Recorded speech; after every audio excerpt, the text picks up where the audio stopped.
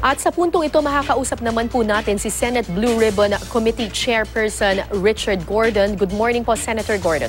Good morning, Cara. Good morning sa lahat na nakikinig at nanonood. Okay, sir. Wala na raw pong balak bumalik ng bansa itong si Jack Lam. Meron po bang kapangyarihan yung Senado na ipasabina o ipaaresto siya kung kinakailangan? No, right now, offhand I'd say no because I don't know kung meron tayong extradition treaty at wala pa naman tayong kinafile na kaso sa kanya. At yun ang tinatanong ko, ano bang kaso ipa-file natin kay Jack Lam? No? In fact, I want that clear for the sake of the integrity of this country. Sapagkat kung mag-iimbita tayo ng investor, dapat pakita natin kung kakansalain natin yung investment niya, karaka-raka, like yung Fontana. Dapat sinasabi natin malinaw para hindi ma-discourage ang ibang investors. Opo. Ano po ang opinion ninyo doon po sa minumungkahi po ni Secretary Aguirre na pwede pa rin daw mag-invest sa ating bansa itong si Jack Lam under three considerations or conditions na sinasabi kailangan magbayad siya, harapin niya yung kaso, and there's another condition na hindi siya mangongorap, hindi niya i-involved in corruption yung ilang mga officials natin. That's correct. Dapat lamang yun. Hindi lang naman kay Jack Lam yun, ngunit sa lahat, no? Dapat. No? But before you can do that, they should really be clear on what they're charging him with because I'm not clear on it. Hindi ko alam eh. Dahil I'm only within the ambit nung pinag-inimbestiga natin. Ang sinasabi nila, may violation ng taxes. What are they? Kasi ang dinig ko kay Didi Domingo last time, sinasabi niya, mababa raw binabayad na rent. Hindi mo maalis yun. Kung gusto mong gawin yun, bigyan mo muna ng notice na magtataas ka. Hindi yung takasilay mo dahil mababa ang rent, di ba? Opo. Kung may taxes, kailangan bayaran yun dahil he owes us taxes. Ano yung taxes na yun, no? Right. Ang pangatlo, when you say do not corrupt, well, that means that in the past he was corrupting. So you would have to prove kung sino yung kinakorrupt niya, which leads me to a question na sinasabi ni Wally Sombero kahapon kay Secretary Aguirre, which is why medyo na-disappoint ako ng konti kay Secretary Aguirre. Sinasabi niya na wala na ng caretaker o taga-alaga itong si Orninong, itong si Jack Lam, no? Kung merong ganon, anong ibig sabihin nun? At sino ang inaalagaan niya nung mga nakaraan na Secretaries of Justice? Okay. We were just on the line with Mr. Wally Sombero kanina lamang at sinabi niya na good intentions daw, inosente daw yung pagkakasabi niya ng ninong, hindi daw ito panunuhol. Sinasabi niya parang daw ninong lang daw ito natutulong lamang doon sa kanyang kliyente. What do you think? Do you buy this? Well, he's a salesman par excellence. He's also a good officer from what I hear, no? I do not disregard and I do not hindi ko minamaliit yung mga nagtitistigo sa harap natin, ginagalang natin. And sa akin, ang laro niya doon is parang kinuha siya ng kanyang mga principals na bigla siyang kinuha na ito makakalapit to dahil siguro nababalitaan na pupunta siya sa immigration at lahat, no? And dapat kagad doon sinabi yun. Ang tingin ko, sabi ko nga, parang seduction to corruption. There's no crime like that. But of course, it's called yung tinatawag na indirect bribery.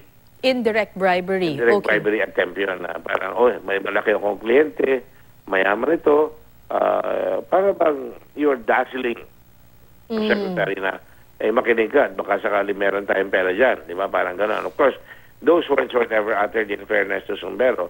Yun ang sinabi ko, kung hinampas ka agad ni Secretary Aguirre yan, at sinabi niya, have you investigated, kinakot niya yan.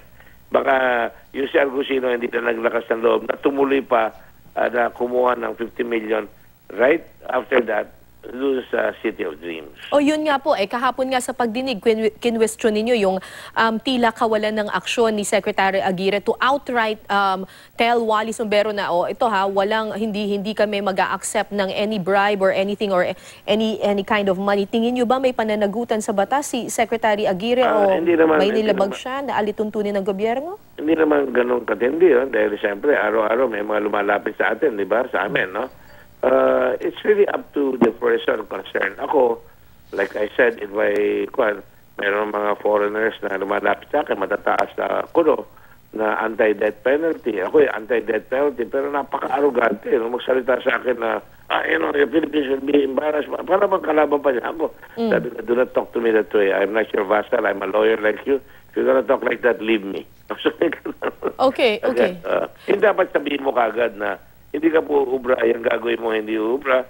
At dahil ikaw ay Secretary of Justice, dadalhin ko yung NBI dito para imbestigahan ka para malaman ko kung binabribe mo ko. Dapat ganon. Ano po ang opinion ninyo tungkol po dito sa kwento ni Sombero na ang sinasabi niya when he went to the meeting, wala raw financial considerations in mind at yung 50 million daw na binigay niya, akala niya ito ay ang iniisip lamang niya ay pampiyansa daw ito doon sa mga doon sinasabi ko pang defense yan because no Chinese businessman in this country, especially involved in offshore gaming, ay magsasabi magbabribe sila. Because meron legal leg to stand on na magbabayad sila ng piyansa. Pero kung magbabayad sila ng piyansa, di dapat tumuloy sila sa immigration office. Correct. Yun ang sinasabi ko doon. Pero siyempre, ayaw nilang lumabas na tumaan na napipilitan sila magbigay dahil ang negosyo nila matagal pa rito. So, it is a very vulnerable at very attractive sa mga predators o yung mga nangungulimbat na mga tao ng gobyerno na hihinga ng yung mga yan. Palagi mga soft touch yung mga yan. Marami nagbibigay dyan sa mga yan dahil ayaw nilang guguluhin yung kanilang hanap buhay. At mali, kung kaya nila, titiisin nila yung mga pabor na hinihingi, libreng hotel, mga ganyan siguro, o nanghihingi ng pamasahe or something like that. Kung pagkamisan, kung malaki enough yung kwan, yun ang sasabihin nila. Pero sa akin, kung pumayag siguro si Secretary Aguirre, siguro nagbigay sila kagad, di ba? Opo. But that's speculative. Okay. Speculative yan. Alright. Senator, sa tingin niyo po, paano dapat tugunan ng gobyerno ang online gaming service industry na sinasabi nitong si Wally Sombero? Dapat ba itong kilalanin ng gobyerno bilang isang lehitimo or legal na industriya? Well, it is a business throughout the whole world now. Hindi lang, kaya lang napipilitan niya ganyan because it has become a borderless world. Wala nang bakod no? Opo. So, pinagbabawal doon sa China na magsugal yung mga government officials sa mga Chinese. Hindi na discourage sila. Pero may mga casino rin sila. Darating ang araw niyan, ang ginagawa ngayon ito mga ito, dito sila magpapasugal dyan. Merong studio dito sa Pilipinas na kumukuha nung naglalaro, pero wala naman tumataya doon. Ang pera, wala rin dito. Pero yung bets kinukuha dito, parang lumalabas na call center. Opo. Ganun ang laro na yan, no?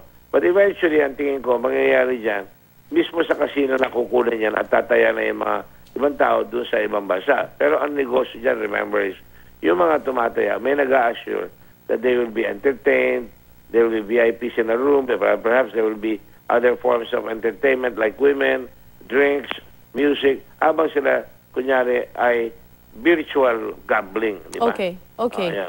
Sir, kahapon din po doon sa pagdinig sa Senado, lumabas ulit itong pangalan ni Kim Wong. Mukhang lumalalim po yung storya nito. I was really putting a stalking horse. Parang sinusubukan ko kung meron gano'n. Nakatama tayo. Sabi ko, sino nag-imbita? Bigyan niyo ako ng listahan ng binibigay niyong kukunin niyo sa online game. By the way, in answer to your previous question, wala pa tayong law dyan, so gagawa tayo ng law. Ako, sa tingin ko din, napakalaki ng taxes dyan.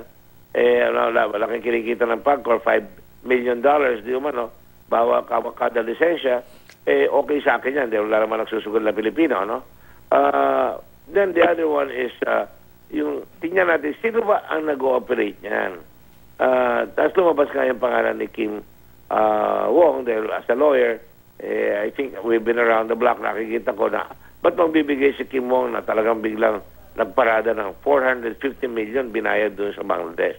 Dahil siya, ayaw niya rin magulo ng gobyerno, pinakiusapan siya, ibalik mo yung pera, nagbigay siya ng 450 million, palagi ko sabi niya sa gobyerno, nasakta naman ako, palitan naman niyo para mabawi ko yon. Bigyan niyo ako ng online gaming license test. Kaya gusto ko makita kung ilan ang tinanggap na online gaming nila na permit galing kay Kim Wong. Okay. Bukod doon sa issue na yan, meron din pong lumabas, may pinakita po na text at Viber message supposedly ni Argusino kay Sombero. Inilabas ito ni Senator Trillanes na may binabanggit na Pangulo doon sa mensahe. ito po ba ay sineseryoso nyo rin or pag-aaralan din ng inyong... Una, that was part of the affidavit, I believe, of Sombrero. No? Opo. Tinetect siya, part of his defense. And of course, ito sigurado, flim-flam artist siya mga yan, nagda-drop ng names siya. Ako yung secretary, palapit ako, brad ako ni secretary, nilagay ako dyan, ako yung commissioner, malapit ako sa presidente, kasama ako sa kampanya ng presidente. So magyayabang yan, magbibigay, para bigay siya na mas malaking halaga. Alright. I don't think the president knows about that. Alright. Maraming salamat po sa inyong panahon, Senador Richard Gordon. Thank you, Thank you sir. very much, Kara. Very good question. Good morning po. Thank you. God bless.